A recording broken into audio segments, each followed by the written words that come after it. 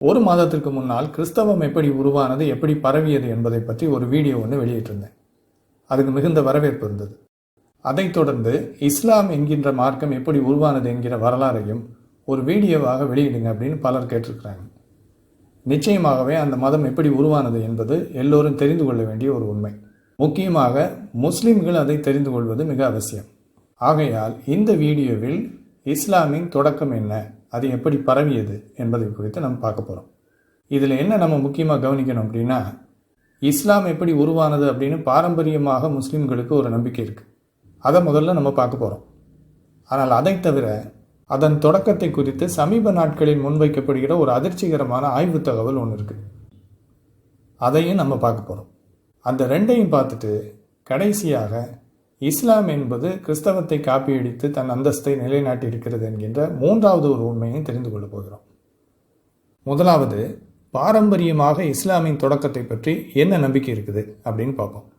இப்போ திரையில் நீங்கள் ஒரு சார்ட் பாருங்கள். இதில் இஸ்லாம் எப்படி தொடங்கியது என்கின்ற ட்ரெடிஷ்னல் வியூ, பாரம்பரியமான அந்த நம்பிக்கை காட்டப்பட்டிருக்கிறது. இந்த நம்பிக்கையின்படி இஸ்லாம் 7ஆம் நூற்றாண்டில் மெக்காவில் உருவாயிருக்கு. இஸ்லாமின் நபி என்று கருதப்படுகின்ற முகமது அவர்கள் கிபி 570ஆம் ஆண்டு மெக்காவில் பிறந்திருக்கார். அவரது 40வது வயதில், அதாவது கிபி 610 அவர் ஹிரா என்கின்ற குகையில் கேப்ரியல் தூதன்கிட்டருந்து இறை வார்த்தைகளை பெற்றுக்கொள்ள தொடங்கியிருக்கார். இது 22 வருடங்கள் தொடர்ந்து நடந்திருக்கு. இப்படி 22 வருடங்களாக அவர் பெற்றுக்கொண்ட அந்த இறை வெளிப்பாட்டை தான் பின்னாட்களில் அவருடைய சீடர்கள் குரானாக தொகுத்திருக்காங்க. அதே நேரத்தில் குரான் இறைவன்கிட்டருந்து முழுமையாக ஒரு புத்தகமாக கொடுக்கப்பட்டது அப்படிங்கிற ஒரு முன்னுக்கு பின் முரணான நம்பிக்கையும் பாரம்பரியமாக முஸ்லிம்களுக்கு இருக்குது. தான் பெற்றுக்கொண்ட இந்த இறை வெளிப்பாடுகளின் அடிப்படையிலே இந்த முகமது அவர்கள் சிலை வழிபாட்டை எதிர்த்து ஓர் இறை கொள்கையை தீவிரமாக போதிச்சிருக்கார். இதன் காரணமாக மெக்கால் அவருக்கு எதிர்ப்புகள் ஏற்பட்டதால் அவருடைய சீடர்களோடு சேர்ந்து கிபி 622ஆம் ஆண்டு மெதினாவுக்கு போயிட்டார். அதைத்தான் ஹிஜ்ரா அப்படின்னு முஸ்லீம்கள் சொல்கிறாங்க.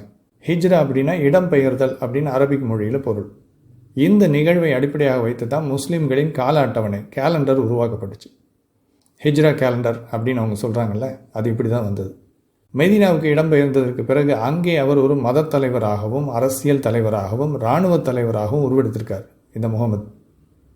அங்கிருந்து மெக்காவில் இருந்த எதிரிகளோட போரிட்டு கடைசியில் கிபி 630ஆம் ஆண்டு மெக்காவுக்கு வெற்றிகரமாக திரும்பி வந்துட்டார். கிபி 632ஆம் ஆண்டில் தன்னுடைய கடைசி பிரசங்கத்தை முடிச்சுட்டு சில நாட்களிலே அவர் காலமாயிட்டார். அவரது மறைவிற்கு பின் அவரது சீடர்களால் மிக தீவிரமாக பரவியது இஸ்லாம். முதலாவது கேலிஃப் என்று கருதப்படுகின்ற அபூபக்கர் என்பவர் இஸ்லாமுக்கு உள்ளே இருந்த கலவரவாதிகளை ஒழித்து கட்டிட்டு அதைத் தொடர்ந்து அரேபியாவுக்கு வெளியில் இராணுவ ரீதியான பிரச்சாரத்தை பிரகடனப்படுத்தியிருக்கார். உமர் என்கின்ற இரண்டாவது கேலிஃப் பர்சிய சாம்ராஜ்யம் மற்றும் பைசாண்டின் சாம்ராஜ்யங்களை முறியடிக்கிறதுல முக்கியமான பங்கு வகிச்சிருக்கார். அதற்கடுத்து கேலிஃப் உத்மான் என்பவர் இஸ்லாமை இன்னும் அதிகமாக விரிவடைய செய்திருக்கிறார். இவர்தான் குரானை ஒரு முழுமையான புத்தகமாக கிபி 650ஆம் வருடம் தொகுத்தவர். 4வது கேலிஃபான அலி என்பவர் இஸ்லாமிற்குள் ஏற்பட்ட தலைமை போட்டியை சந்திச்சிருக்கார். அதில் தொடங்கிய உள்நாட்டு போரின் விளைவாக கிபி 661ஆம் ஆண்டை ஒட்டி இஸ்லாமில் ஷியா என்கின்ற ஒரு தனி பிரிவு உண்டானது. இதுதான் இஸ்லாம் உருவான வரலாறு. அதாவது பாரம்பரியமாக முஸ்லிம்கள் இதைத்தான் அதன் வரலாறாக கருதுகின்றார்கள். இப்பொழுதுதான் நாம் அதிர்ச்சி தரக்கூடிய ஒரு ஆய்வு தகவலை பார்க்க போகிறோம். பாரம்பரியமாக முகமது கிபி 570 பிறந்தார். 7ஆம் நூற்றாண்டின் தொடக்கத்தில், அதாவது கிபி 610 இறை வார்த்தைகளை பெற ஆரம்பித்தார். கிபி 632 மரணம் அடைந்தார். அதன் பின் அவரது காலிஃப்களால் இஸ்லாம் அரேபியாவை கடந்து பரவியது என்பது அவர்களது நம்பிக்கை. ஆனால் இப்படி எதுவுமே நடக்கலை. அதற்கு மாறாக 6ஆம் நூற்றாண்டின் தொடக்கத்தில் முகமது பிறந்தார், வாழ்ந்தார், 7ஆம் நூற்றாண்டின் தொடக்கத்தில் இஸ்லாம் உருவானது என்று ஒரு பொய்யான கதை 7ஆம் நூற்றாண்டின் இறுதியில் உருவாக்கப்பட்டது அப்படின்னு இந்த ஆய்வு தகவல் தெரிவிக்குது. திரும்பவும் சொல்கிறேன், கவனிங்க.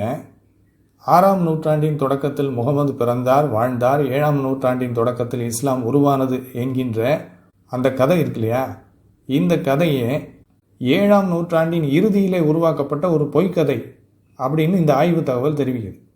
அதாவது அரேபிய தலைவர்களில் ஒருவரான கேலிஃப் அப்தல் மாலிக் என்பவர் அவர்களது ராஜ்யத்தை விரிவுபடுத்துவதற்காகவும் அரேபியர்களை ஒருங்கிணைப்பதற்காகவும் எல்லோரையும் ஒரு மதத்தின் கீழ் கொண்டு வருவதற்காக கிபி 685க்கு பிறகு முகமது என்கிற ஒருவர் அதற்கும் 100 வருடங்களுக்கு முன் பிறந்ததாகவும் வாழ்ந்ததாகவும் அவருக்கு இறை வழிபாடு கிடைத்து அதன் அடிப்படையில் இஸ்லாம் என்கிற ஓரிரை கொள்கையுடைய மதம் ஸ்தாபிக்கப்பட்டதாகவும் பொய்யான வரலாறுகளை உருவாக்கி அதன் அடிப்படையில் பின்னாட்களில் அந்த மதத்தை ஸ்தாபித்திருக்கிறார் அப்படிங்கிறாங்க இந்த ஆய்வாளர்கள்.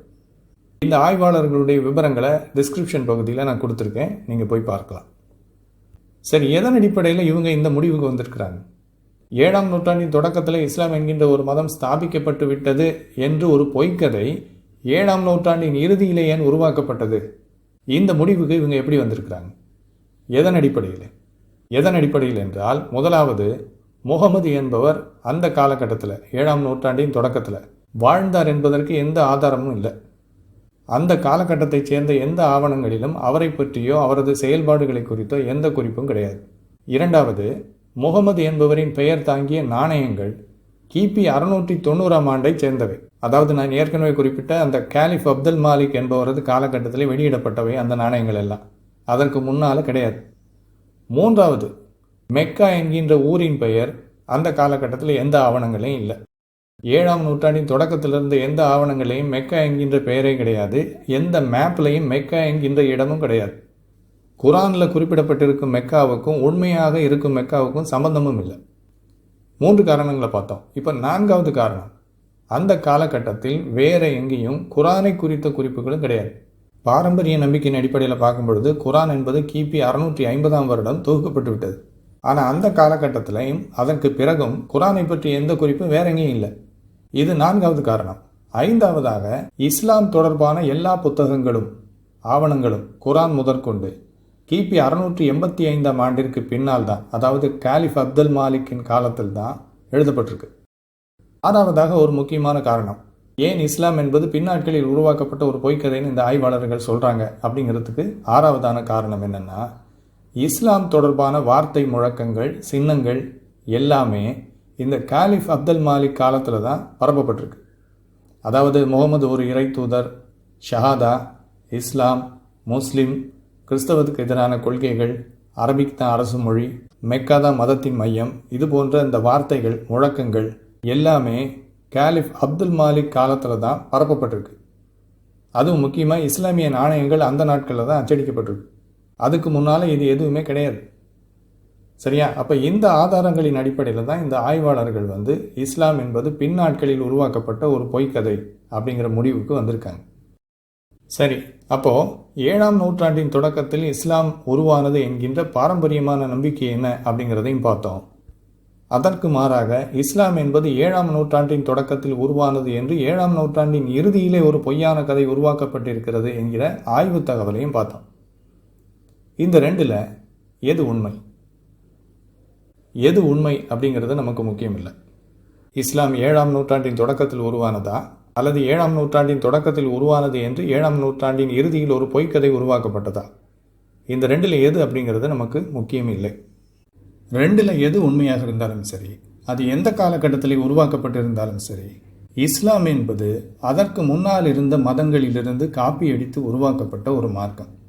இதைத்தான் நம்ம சரியாக புரிஞ்சுக்கணும். இவங்களுடைய மதம் இறைவனிடமிருந்து வந்தது அப்படின்னு இவங்க சொல்கிறாங்க.